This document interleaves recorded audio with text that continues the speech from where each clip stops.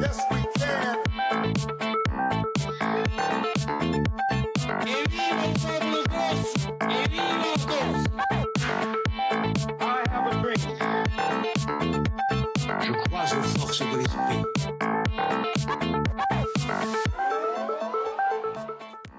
Bonsoir et bienvenue, c'est pendant le 20h, Fabrica Design saison 4. C'est parti pour cette nouvelle résidence de designers ayant pour thème la laine. On en parle ce soir avec Graziella Louise et les créateurs Pauline Bellet et Hugo Poirier. Marcel Petriccio, lui, nous fera découvrir le franquin stylé. Ce sera notre focus du soir. Bonsoir Marcel. Bonsoir. Pauline Bellet, Hugo Poirier, Graziella Louise, bonsoir, bienvenue et merci d'avoir accepté notre invitation. Alors après la laine, le liège ou encore la terre, Fabrica Design s'intéresse cette fois-ci à la laine et à ses multiples usages. Graziella Louise, vous dirigez la fondation de l'Université de Corse qui soutient Fabrica Design avec le Fab Lab de Corté. Comment vient-on à choisir la laine comme matériau expérimental presque pour cette résidence ? Alors, on avait démarré avec le bois en 2014 et l'année suivante le liège. Et donc, l'année dernière, ça a été la terre qui a été choisie comme matériau. Et donc, en fait, on essaye de travailler autour de matériaux locaux dont on veut en fait développer les potentialités, les usages. Et la laine nous paraissait un matériau évident à explorer pour la Corse. Voilà, donc on a démarré cette année, donc en janvier, avec Pauline et Hugo, ce travail exploratoire autour de la laine. Donc la laine, c'est un matériau qui est assez peu exploité en Corse, pour ainsi dire plus du tout. Alors que la ressource est bien présente. Alors que la ressource est présente. Il y a eu quelques tentatives et il y a eu une volonté d'explorer la laine. Mais voilà, nous, ce qu'on souhaite, c'est en fait évidemment renouveler son regard qu'on peut avoir sur les matériaux et leurs usages. Et donc la laine est pleine de potentialités, tant la laine brute qu'on peut trouver comme ça, je dirais, de façon très, très naturelle. Oui, la matière première. Et aussi la laine filée et la laine feutrée. En fait, on verra qu'il y a différentes façons d'envisager en fait, ces matériaux. Marcel, vous aviez une remarque sur la laine, justement. Justement, parce qu'on parlait de la laine, mais j'ai remarqué que depuis quelques années, la laine est revenue à la mode. On en parle beaucoup plus, on fait beaucoup plus de choses sur la laine, et notamment même au niveau des jeunes. Avant, tricoter, c'était réservé à nos grands-mères, et on s'aperçoit que de plus en plus de jeunes se mettent à faire des créations avec la laine. Alors, je laisserai après parler mais les jeunes. Moi, j'aime beaucoup la laine. C'est vrai que j'étais récemment à Lisbonne et en fait, j'ai découvert d'autres façons de travailler la laine de façon très intéressante. Par exemple, la laine feutrée qui est travaillée pour réaliser des sacs, pour réaliser des chaussures, pour réaliser de l'ameublement ou de la décoration. Et enfin, je trouve que c'est un matériau formidable qui a vraiment, qui peut prendre plein de formes, ce matériau, moi, m'enthousiasme beaucoup et je pense qu'il enthousiasme aussi Pauline et Hugo. Ouais, alors justement, Pauline Bellet et Hugo Poirier, vous êtes tous deux diplômés de l'école Boulle, donc une école d'art et de design, et également de l'école nationale supérieure de création industrielle. Ouais, c'est bien ça. Alors, qu'est-ce qui vous a tant plu dans ce matériau qu'est la laine ? Moi, en fait, du coup, à l'ENSI, École nationale supérieure de création industrielle, il y a deux sections, donc la section création industrielle et la section design textile. Donc moi, j'ai étudié le design textile. Donc déjà, je suis assez familière de toutes les matières textiles. Et après, au-delà de la laine, enfin le matériau en lui-même, c'était le contexte de la résidence, le fait de travailler à petite échelle, potentiellement avec des artisans locaux, de découvrir un territoire, etc. Du coup, c'était un peu un tout qui m'a intéressée. Puis la laine tombait très bien cette année, puisque moi, c'est des matériaux que j'ai l'habitude de travailler. Donc, du coup, voilà. Ça tombait bien. Hugo, pour vous ? Oui, moi, j'ai une formation de créateur industriel. Et c'est vrai que pendant nos parcours à tous les deux, on s'est rendu compte qu'on aimait beaucoup, on avait beaucoup d'affinités avec le fait de partir de la matière pour développer des projets. Pas partir d'un usage ou d'une demande particulière, mais vraiment pour se laisser le temps d'expérimenter pendant une longue période autour d'un matériau. Et en fait, c'était le moment idéal, c'était une belle opportunité de continuer ce travail de recherche qu'on avait déjà engagé dans nos cursus respectifs. Et ensuite, on a décidé aussi de postuler à 2 parce qu'on a du coup un profil assez complémentaire et 2 visions qui peuvent se croiser. Et je pense que ça peut être intéressant pour déplacer aussi le regard qu'on peut avoir sur ce matériau et proposer des choses différentes de ce qui se fait, de ce qui peut se faire aujourd'hui. Pardon. Justement, alors, quelle est la nature de ce projet commun que vous avez présenté Le dossier de partie, moi, en fait, on a découvert la résidence en voyant les films justement des années précédentes, et puis on a monté un dossier avec notre book. Et ce qui est intéressant, c'est que moi, en tant que designer textile, je travaille beaucoup le volume, enfin l'objet. Donc déjà, il y a un petit pont qui se fait. Et Hugo travaille pas mal les matières textiles. Donc du coup, déjà, il y avait des complémentarités. Oui, des passerelles Ouais. entre vous, déjà. Et du coup, on a monté un dossier et on a commencé à réfléchir aux pistes potentielles de réflexion, et on s'est tout de suite mis dedans parce que ce qui aurait été le plus frustrant, c'est que comme les pistes nous intéressaient et qu'on avait déjà plein d'idées, ça aurait été frustrant de ne pas les réaliser. Donc on est assez rapidement rentré dedans, même en faisant le dossier en fait. On a commencé à faire des croquis, des recherches d'images. Vous avez déjà bien avancé le travail. La sélection était comme une évidence de ce dossier-là, de candidature, Graziella? Il y avait de très belles candidatures. C'est vrai qu'on a un jury toujours très exigeant, composé aussi de designers, là aussi de stylistes, et aussi de gens qui sont très investis dans l'artisanat en Corse. Et c'est vrai, alors je ne devrais pas leur dire, mais qu'il y a eu une quasi-unanimité parce que on sentait qu'ils étaient déjà très investis par ce projet de résidence. Qu'ils allaient vraiment dans le sens de ce que nous souhaitions, c'est-à-dire un travail très exploratoire, qu'il n'y avait rien de figé dans ce qu'ils nous proposaient, mais au contraire, c'était des pistes de réflexion, de recherche. Et nous, c'est ce qu'on voulait, puisqu'on veut vraiment renouveler ce regard sur le matériau, sur des savoir-faire, sur un artisanat local. Exactement. Et on n'avait pas envie de quelque chose de figé. On a eu parfois de très belles choses qui nous étaient présentées, mais c'était déjà presque un produit fini qui nous était présenté. Et nous, ce n'est pas ce qui nous intéresse. Nous, ce qui nous intéresse, c'est vraiment ce côté très exploratoire que nous offre l'opportunité des designers qui viennent en résidence. Alors justement, comment va se dérouler cette résidence de janvier au mois de mai prochain, 2018 4 grands axes. Pouvez-vous nous en dire plus ? Alors en fait, dans l'appel à candidature, il y a toujours des axes de recherche qui sont proposés. Donc, notre porteur de projet est aussi, je dois le dire, Jean-Joseph Albertine, qui est enseignant dans la filière art de l'université et donc qui nous aide à réaliser ce cahier des charges.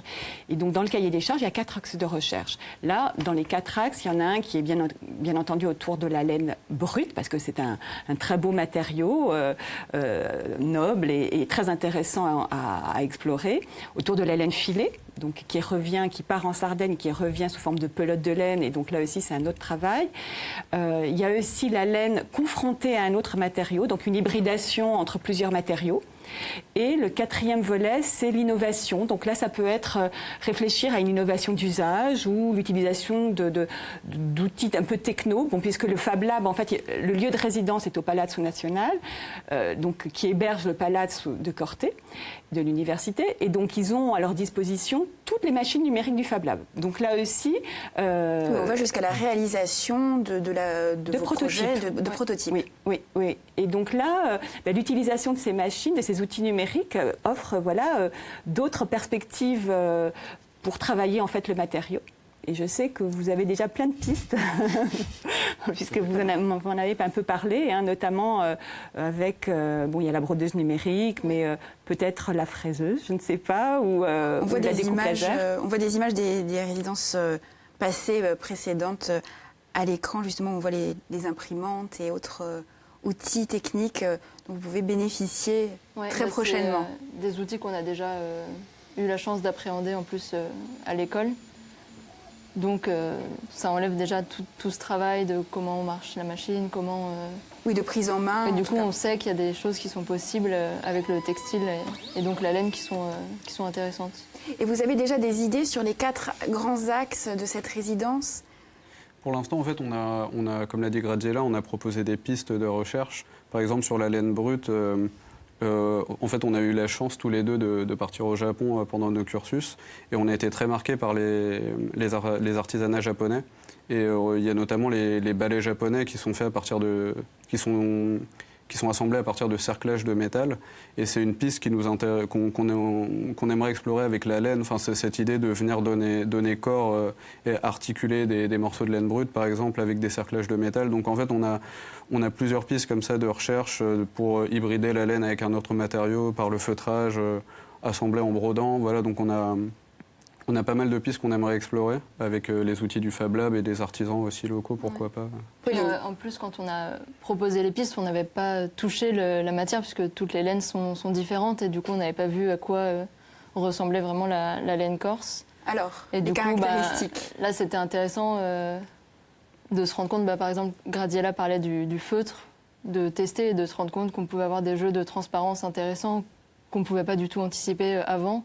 Du coup, ça ouvre d'autres pistes sur de l'impression ou des jeux de lumière qui peuvent être intéressants. Et du coup, on a aussi éliminé certaines choses, parce que la laine corse de brebis, elle est assez rêche. Et du coup, c'est intéressant, parce que d'ailleurs, la laine, on pense tout de suite à des pulls, des tapis, des choses comme ça. Et là, on s'est dit que ça pourrait être autre chose, justement, où on n'est pas forcément en contact physique avec la laine. Du coup, ça ouvre encore d'autres pistes. Donc là, on est en train de se rendre compte de tout ça au fur et à mesure et ça ouvre d'autres potentiels. Alors, le design n'est pas censé être que beau. Il doit répondre à une problématique, qu'elle soit du quotidien ou à un niveau plus élevé. Comment votre travail s'inscrit-il dans cette démarche en tant que designer? Pauline. Je pense que... Enfin, en tout cas, moi, ce que j'aime bien et ce que j'ai fait un peu dans mes études, c'est d'avoir des propositions qui ne sont pas fixes, enfin, qui restent ouvertes.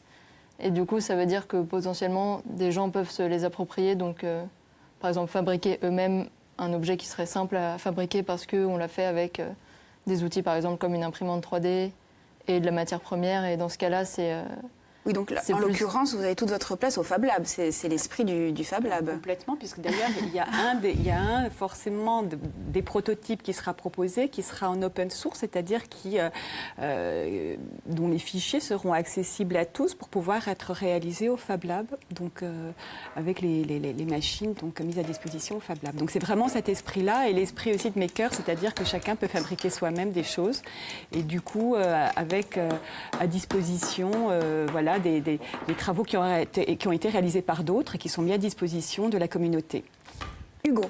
Oui, après, effectivement, le but, c'est pas de produire uniquement de beaux objets, enfin, c'est déjà pas mal, mais c'est d'avoir un regard sur les conditions de production, donc la manière dont ça va être fabriqué, d'où viennent les matériaux, comment l'idée de circuit court également. Donc en fait, nous, on part de la matière. Pour l'instant, on se laisse le champ très libre pour défricher, explorer.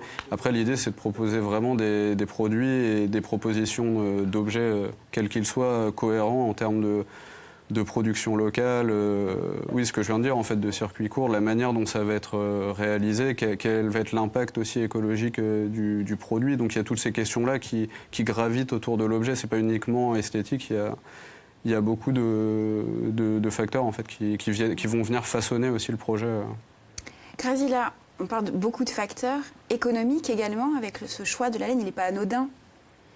Après le bois, après le liège. Il y a plusieurs choses à dire là-dessus. D'abord, c'est vrai que je rejoins ce que dit Hugo, c'est-à-dire que nous, notre philosophie, c'est vraiment de valoriser l'économie circulaire, c'est-à-dire effectivement de valoriser des matériaux locaux, aussi un artisanat local et des savoir-faire traditionnels qu'on veut renouveler, mais qu'on veut aussi préserver. Donc ça, c'est vrai que c'est un premier point très important qui fait partie de la philosophie de la résidence. Ensuite, c'est aussi développer toutes les potentialités qu'il y a autour de ces matériaux qui ont pu à un moment donné être développés d'un point de vue économique, qui ont même fait l'objet de filières, mais qui, pour beaucoup d'entre elles, ont disparu. Et donc, nous, notre ambition, évidemment, c'est de réfléchir, d'en débattre et aussi de montrer toutes les potentialités qu'il peut y avoir autour de la valorisation de ce matériau pour peut-être redynamiser des filières, voire recréer de nouvelles filières qui ont peut-être disparu en Corse, oui. Et donc, la laine, évidemment... La laine, c'est vrai qu'on en a parlé avec Hugo et avec Pauline. Bon, ils savent qu'ils arrivent à un moment très particulier de la filière laine, puisque il y avait l'Anacourt qui exploitait la laine corse et qui aujourd'hui a fermé. Et donc il y a quelques semaines. Et donc Hugo et Pauline arrivent pour développer ce travail expérimental autour de la laine juste à ce moment-là, qui est un moment un peu critique, mais en même temps, je pense que le fait que la résidence se porte sur la laine cette année est aussi peut-être un moment d'espoir pour cette filière. Vous le ressentez, ça cette pas c'est- de pression, mais que ça- vous êtes vraiment, vous arrivez à un tournant. Ça fait un peu peur, mais en même temps, c'est assez stimulant parce que du coup, on a tout un peu entre nos mains. Du coup, ça donne aussi envie de faire le maximum pour proposer des produits ou des solutions innovantes qui donnent envie, en tout cas, de réintégrer ça dans le territoire corse. Et d'ailleurs, c'est l'intérêt aussi de travailler la laine brute, puisque la laine est filée en Sardaigne. Si on arrive à proposer aussi quelque chose d'intéressant avec la laine brute, ça veut dire qu'elle n'a pas besoin de voyager pour être transformée. Donc ça, c'est une belle piste aussi, je trouve, à pousser. Très bien. Alors, l'inspiration est partout, y compris dans les BD. Marcel, Franquin et le design, c'est à Franquin. vous. L'œuvre de Franquin, elle a été disséquée. On a beaucoup parlé de son dessin, de l'inventivité de son humour. Mais il y a un art de Franquin, un art marquant chez Franquin, qui a très peu été disserté. C'est que c'était un passionné d'art décoratif et de design. Et il le montre tout au long des albums. Notamment, il va installer Spirou dans le fameux fauteuil, le mythique fauteuil qui s'appelle Lady, de l'italien Zanuzzo. Il va aussi le montrer avec le fameux gant de boxe, le fameux fauteuil gant de boxe, le fameux fauteuil main aussi, de Gaston Lagaffe. Et en 82, il va inventer le lampadaire fusil qui précède de plus de 20 ans les fameux luminaires, les Guns de Stark. Mais c'est avec la série Modeste et Pompon, qui crée en 55, que Franquin va s'en donner à cœur joie. Alors Modeste et Pompon, c'est l'archétype du jeune couple, hyper moderne. Et vous allez voir que dans chaque case de Modeste et Pompon, il y a un meuble, un vase, un objet, un tableau qui se rapporte à l'art décoratif et au design. Meuble qui, soit qui copie tout ce qu'il a autour de lui, soit qu'il crée carrément. Parce que franchement, il crée aussi des meubles et franchement, il s'en donne à cœur joie. Ça mérite même plusieurs lectures de voir toutes ces œuvres qui sont comme ça disséminées un petit peu partout dans Modeste et Pompon. Et les œuvres sont très actuelles. Ce sont des œuvres très On les retrouve actuelles. dans tous les Complètement. magazines et catalogues de Exactement. déco. Hein. Je ne vais pas vous citer le nombre de designers qui apparaissent dans Modeste et Pompon parce que c'est pas que c'est infini, mais il y en a énormément, y compris il y a aussi du Picasso. Donc voilà, ça c'est pour vraiment l'aspect avec les objets. Mais il y a un autre aspect du design de Franquin qui est très important chez lui, ce sont les voitures. Il a dessiné des dizaines et des dizaines de voitures qu'il a copiées, mais aussi voitures qu'il a créées. Ce sont les fameuses turbo-traction 1 et 2. Et quand on regarde les voitures qu'il a dessinées, il y a une chose importante que peu de designers automobiles prenaient en compte à l'époque, c'est l'aérodynamisme. Chez Franquin, c'est absolument fabuleux comme il s'intéresse à l'aérodynamisme. C'est tellement réel que ces voitures ont fait l'objet de prototypes bien plus tard. Elles ont été pas commercialisées, ça n'a pas été jusque-là, mais on a pu les voir sur un salon de l'automobile. En vrai, les fameuses turbo-traction de Franklin étaient là sous nos yeux. Un petit quelque chose en plus pour qu'elles soient commercialisées, ça aurait quand même été bien. Donc c'était vraiment un vrai designer automobile. Et puis il a failli être un vrai designer Franquin. En 85-86, le centre Georges Pompidou lui demande de faire des croquis à travers les meubles qu'il a réalisés pour Modeste et Pompon. Et ces croquis auraient dû être commercialisés dans la boutique du centre Georges Pompidou. Ça n'a pas été fait. Le projet a malheureusement été abandonné en cours de route. Aïe. Franquin en a été très frustré et il en a sorti un livre qui s'appelle Un rêve de designer. Alors ce livre est aujourd'hui épuisé. Si vous le trouvez, prenez-le. C'est un collector. Franchement, n'hésitez pas. Et là, on voit vraiment l'âme de designer de Franquin. C'était son ADN, franchement. Et je finirai en disant qu'il y a un livre qui va sortir. Alors c'est un petit peu un serpent de mer, ça fait 2-3 ans qu'on en parle. Il y a la couverture, il y a les dessins, il y a tout qui est prêt. Ça s'appelle Franquin le design, c'est un gros pavé, c'est fait par un universitaire. Et là franchement, il va reprendre toute l'œuvre de Franquin, il va la disséquer pour montrer à quel point ça a été aussi un visionnaire dans l'art du design. Et c'est aux éditions Dupuis. Dupuis, tout à fait. C'est ça. Quelle est votre définition d'un designer ? C'est quoi un designer aujourd'hui ? Est-ce que c'est quelqu'un qui conçoit une chaise ou une lampe à prix exorbitant ? Si je prends l'exemple du textile, c'est déjà penser le produit, donc autant dans son esthétique que dans sa structure. à quoi il est destiné, s'il va être en extérieur, en intérieur, etc.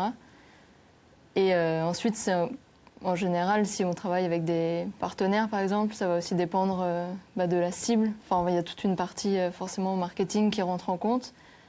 Et c'est vrai qu'on parle souvent des objets design qui sont produits en petite série et qui sont vendus très cher, mais des designers, en fait, il y en a finalement dans chaque entreprise. C'est juste qu'ils sont un peu cachés, on ne les voit pas, mais au final, c'est présent partout, autant pour du mobilier très, très abordable que pour des objets qui vont être beaucoup plus chers. Mais je pense que c'est intégré partout sans qu'on s'en rende compte. Et c'est ça qui est intéressant aussi, c'est qu'on ne s'en rend même pas compte. Alors que c'est pensé, mais au final, tout est pensé, donc il faut forcément quelqu'un derrière qui dessine, qui pense comment c'est fabriqué, etc. Non, oui, je pense que la question est assez large, mais avant tout, je pense qu'un designer, c'est quelqu'un qui sait observer et analyser les usages contemporains, les tendances, les contextes aussi. Et avant tout, parce qu'après, évidemment, c'est quelqu'un qui va être... On va lui demander de créer des choses selon un certain cahier des charges, mais je pense que c'est quelqu'un qui, avant tout, est très observateur de ce qui se passe aujourd'hui et qui va pouvoir apporter des réponses qui sont soit décalées, soit proposer autre chose que ce qui se fait aujourd'hui ou qui est complètement dans la tendance, en fait, en fonction de ce que demande une entreprise ou un particulier. Et qui, au-delà de ça, est aussi très vigilant sur, justement, ce qu'on disait tout à l'heure, les conditions de production, l'éthique de production, oui, les matériaux. Enfin, c'est essayer d'avoir cette vision globale des choses au-delà et intégrer, exactement. Que deviennent les designers et les résidents et les créations une fois la résidence fermée, justement ? Alors, après, évidemment, ils poursuivent leur parcours personnel. Par exemple, avec Pauline, on a gardé des contacts, notamment avec Pauline l'année dernière, qui était venue, Pauline Avrillon, qui avait travaillé sur la Terre. Qui travaille, on en parlait tout à l'heure, qui travaille maintenant en freelance, voilà, notamment pour une agence. Et nous, on a des projets, justement, de continuer, de poursuivre avec eux autour d'un des prototypes qui aura été réalisé. Et donc l'idée, voilà, enfin en tout cas nous de notre côté, c'est assez récent parce que maintenant nous aussi on s'est un peu rodé à ce travail qui a été réalisé dans le cadre de ces résidences et on s'est aperçu qu'on pouvait peut-être aller un petit peu plus loin et aller peut-être sur une production en petite série de certains de ces prototypes qu'on réaliserait avec nos designers et qu'on pourrait peut-être à ce moment-là mettre en marché de façon très ciblé, et on en a un peu parlé déjà. Voilà, pour boucler la boucle. Pour boucler la boucle. C'est un projet qu'on a, et donc du coup, c'est le lien qu'on garde en tout cas, et qu'on garderait avec nos designers. Alors, Graziella, Pauline, Hugo, je vous propose maintenant de répondre à notre interview design, si vous le voulez bien. Alors, votre designer de référence, qui commence ? Hugo, allez. Je peux donner plusieurs noms. Allez, vraiment parce que c'est vous. Naoto Fukasawa, qui est un designer japonais contemporain, Charlotte Perriand et Andrea Brandi. Pauline. Moi, je vais en donner deux. Jaime Ayon, qui est un designer espagnol, et Ferrol Babin, qui est un designer français. Graziella. Alors moi, un designer qui s'appelle Max Ingrand, qui réalise de très très jolies lampes en laiton et en verre. Voilà. Votre objet design ? C'est cette lampe, C'est cette justement. lampe. Très bien. C'est bien. Deux réponses en une, ça me plaît. Pauline. Moi, c'est une table de Jaime Ayon aussi avec ça s'appelle Monkey. Donc c'est un singe en béton qui tient une espèce de plateau. Enfin, je trouve qu'elle est très bien dessinée. D'accord. Hugo. Moi, ce serait la plastic chair des IMSS, dont on a une belle inspiration. Inspiration, merci pour le mot savamment choisi. L'objet que vous auriez adoré concevoir ? L'Opinel, je pense. Oui. Ouais. Moi, je pense les vases de Ettore Sottsass, qui sont des espèces de compositions avec plein de pièces en verre qui sont assemblées entre elles, inspirées de ces dessins. Et pour moi, c'est pas que j'aimerais concevoir, mais que je suis en train de réfléchir, puisqu'on a à disposition un Fab Lab. Je suis en train de réfléchir sur la création d'un lit de repos extérieur pour cet été. Parfait, on y pense. Dès qu'il est conçu, vous nous appelez. Alors pour vous, la suite, ça se passe à Corté. Graziella, la suite, Vous réfléchissez déjà à la 5e édition de Fabrica Design? Là, on est très, très... Non, là je reconnais qu'on est très investi dans celle-ci. On réfléchit surtout à toutes les potentialités que va offrir cette résidence, notamment aussi en termes de médiation, puisqu'on présente ensuite ce qui a été réalisé lors de différents événements, que ce soit à l'université ou sur des événements créatifs, festivals, salons en Corse ou à l'extérieur. Donc voilà, déjà on réfléchit à la médiation en fait qu'on va pouvoir mettre en place autour de cette résidence. Vous viendrez nous en parler et venir peut-être présenter vos travaux en fin de saison. Ce serait formidable. Pourquoi pas. Marcel, je vous dis merci, à très bientôt. Et je rappelle donc que Franklin le Design, c'est aux éditions Chapuis. Dupuis, Chapuis, presque. Allez, j'étais presque, je suis novice en BD en tout cas. Pendant le 20h, c'est fini pour aujourd'hui, mais ça continue en replay sur Internet. Merci de nous avoir suivis. Je vous dis à très bientôt sur France 3 Corse via CEL. Et merci beaucoup à vous trois.